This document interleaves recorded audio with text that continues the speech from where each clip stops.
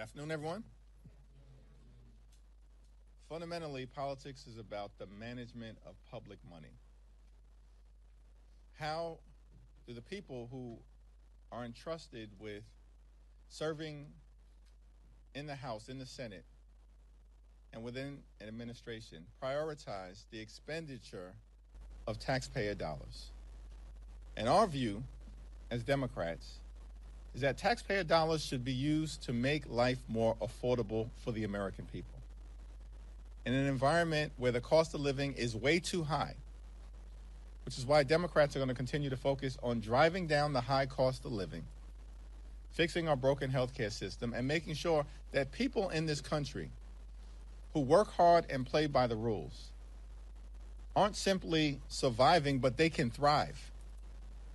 Because far too many people in this country are struggling to live paycheck to paycheck. One of the challenges that we have in this country is that Republicans have decided to manage the public's money recklessly.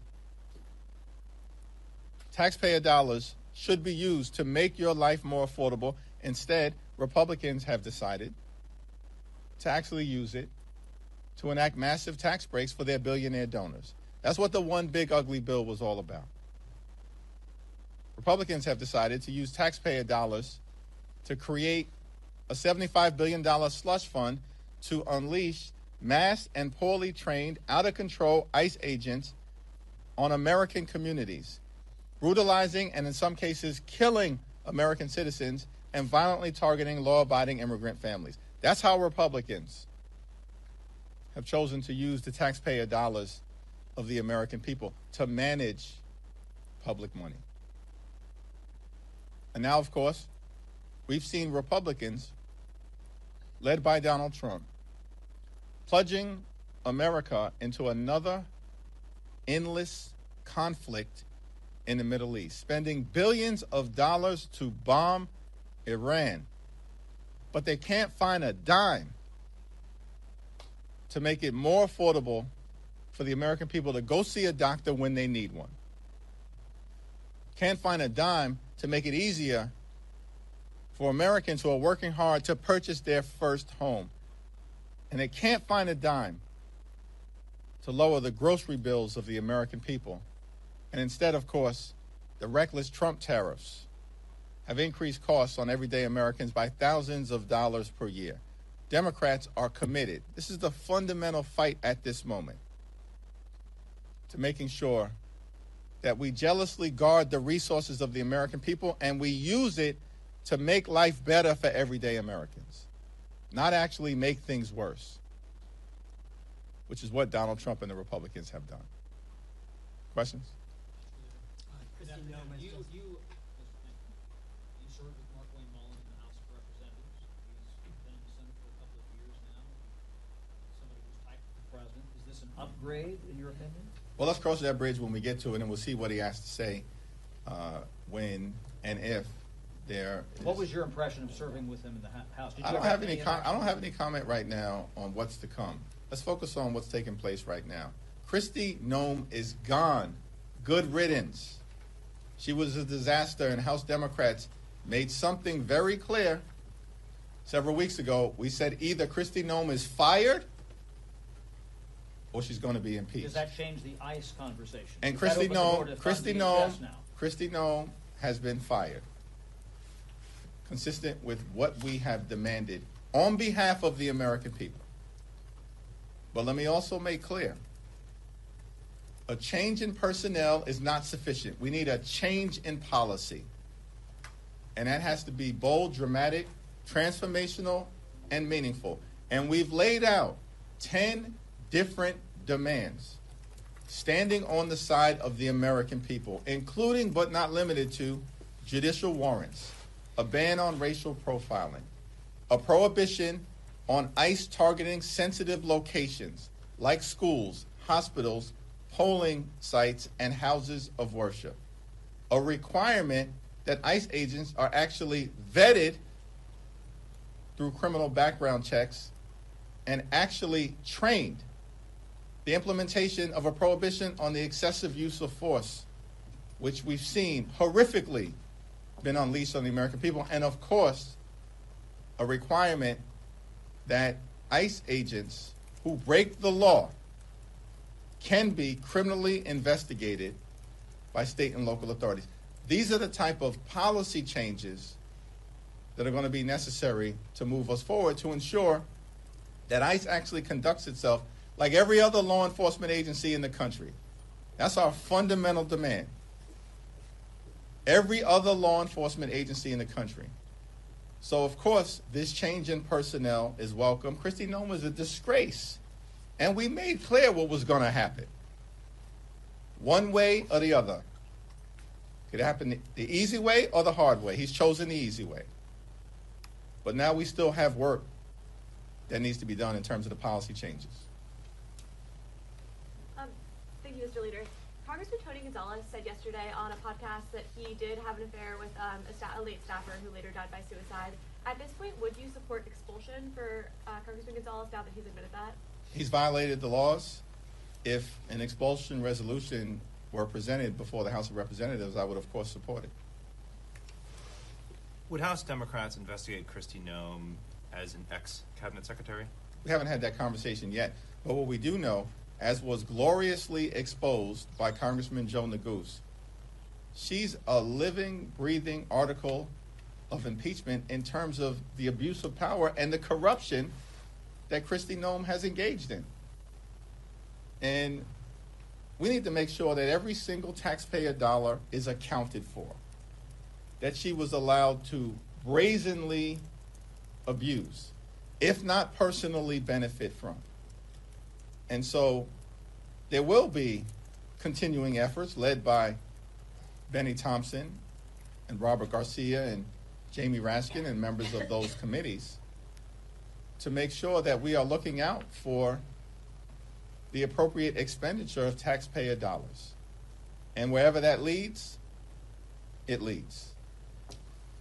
Thank you, Mr. Leader. After votes today, you all will go on a week-long recess. Can you provide any visibility to the American people about where the negotiation stands? Republicans and the White House continue to say that they've moved on some of the demands that you have made. However, right now it just seems to be a debate between, you say that they haven't moved enough, they say we're moving in their direction. What can you say to the American people over the next week or so, what they can expect while you all are out? Well, it's unfortunate that the Trump administration and Republicans have decided that they would rather shut down FEMA, shut down the Coast Guard, and shut down TSA than dramatically reform ICE and get ICE under control, which is what the American people want to see happen.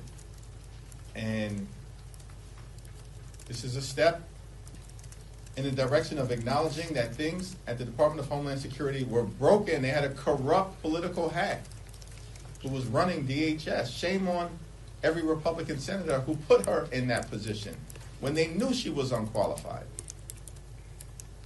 Now, in terms of the negotiation, we remain ready, willing, and able to talk with anyone, anytime, any place in a position of significance within the administration if they are prepared to make sure that ICE conducts itself like every other law enforcement agency in the country and stops brutalizing and killing American citizens and law-abiding immigrant families. Really quickly, the last time, a few weeks ago, the administration took action, on TSA, global entry, and what some say was an attempt to put pressure on Democrats to move in their direction. Do you expect, if the shutdown continues to go on, that the administration will again try different ways to exert leverage and bring you all to the table to end the shutdown? Trump administration is deeply unpopular.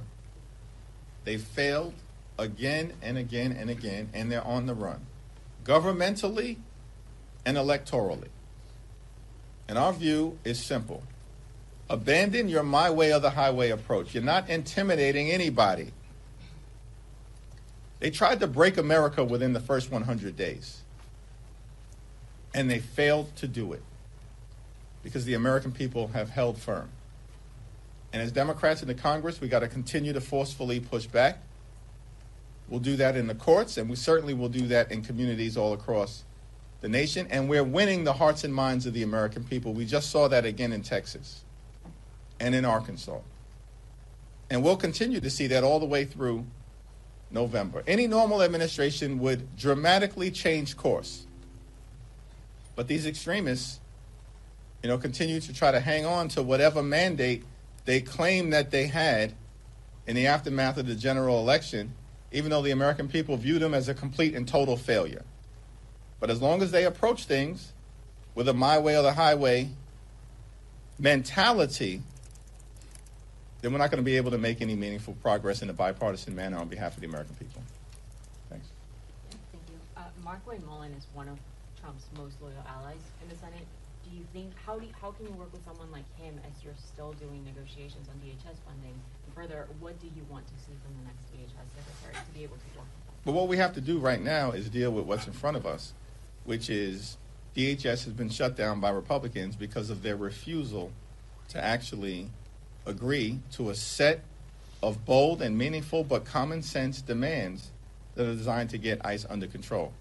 The Senate is going to handle their process, and we'll see what happens in terms of the confirmation hearings, in terms of the individual meetings that Senator Markwayne Mullin has with the senators who are going to be making a decision as to whether they should confirm him or not.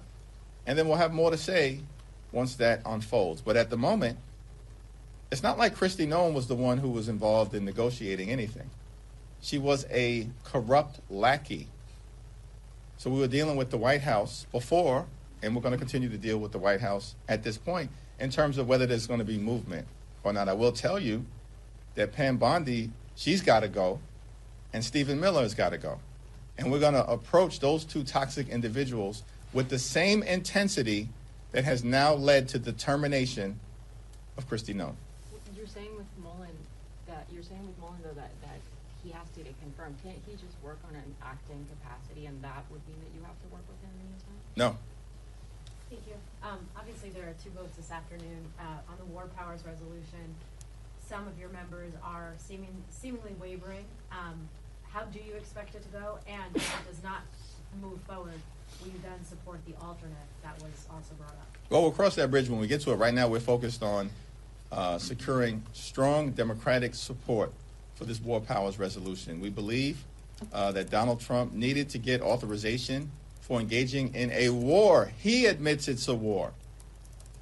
The so-called Secretary of Defense, the most unqualified person to ever hold that position as well, he acknowledges that it's a war. And the Constitution is not ambiguous on this subject. And there's a reason. The framers were very clear. They wanted to make sure that the people's house, that the most direct representatives of the American people were the ones who could weigh in on issues of war and peace, so that we could press an administration as to whether they have a plan. What's the justification for sending American men and women into a theater of war, risking their lives? As we've seen, we've already tragically lost 6 heroic servicemen and women. And we mourn for them, and we pray for their families. And we don't want to see any more American lives lost in Trump's war of choice. And so we're going to continue to engage with members over the next few hours in advance of the vote. There is going to be strong Democratic support and bipartisan support. And we're hoping that just a handful of additional Republicans beyond the 2 who have publicly said they're with us will do the right thing on behalf of the people that they are privileged to represent, so we can enact this War Powers Resolution. George Washington said in his farewell speech to the nation, and I've never forgotten this upon reading it, it wasn't there at the time, that the Constitution is sacredly obligatory upon all. That was his farewell message, final public speech to this new nation. The Constitution is sacredly obligatory upon all. That means everybody. There's no Trump exclusion. There's no wannabe king exclusion. There's no autocratic exclusion in the Constitution. It's sacredly obligatory upon all.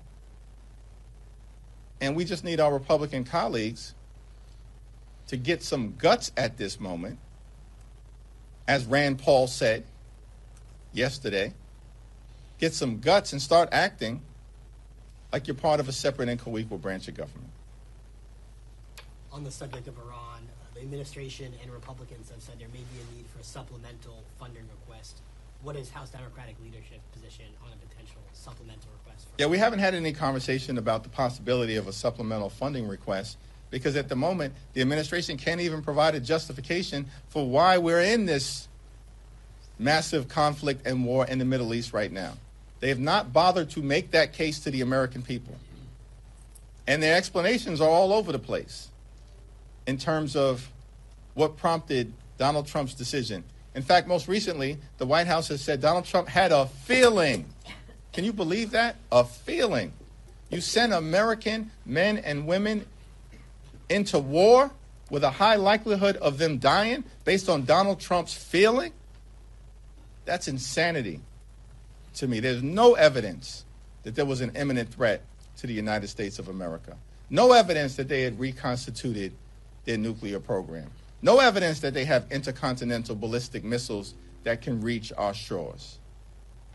And so, before we even get to the consideration of a supplemental request, let's have the debate about how taxpayer dollars are being wasted right now. Billions spent to bomb the Middle East, triggering an all-out war that now involves more than a dozen countries, as opposed to actually Republicans bothering to find a dime to lower grocery prices or make life better for the American people. Thank you, everyone.